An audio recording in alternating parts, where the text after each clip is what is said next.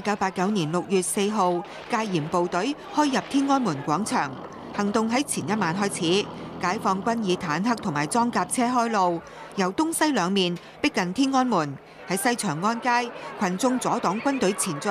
到咗凌晨2點幾，軍隊已經完成對廣場嘅包圍。幾萬個學生聚集喺廣場中央同埋人民英雄紀念碑四周。到咗凌晨4點，廣場嘅燈光突然熄滅，軍隊廣播清場命令，學生最後撤離廣場。北京當局話，戒嚴部隊到清晨5點幾完成清場。1991年6月4號，新華社發出簡短電訊，指林彪江青反革命集團主犯江青喺保外就醫期間，喺當年嘅5月14號凌晨喺北京嘅住所自殺身亡。江青係喺1981年1月被判處死刑嘅，緩刑2年，終身剝奪政治權利。到咗1983年1月改判無期徒刑。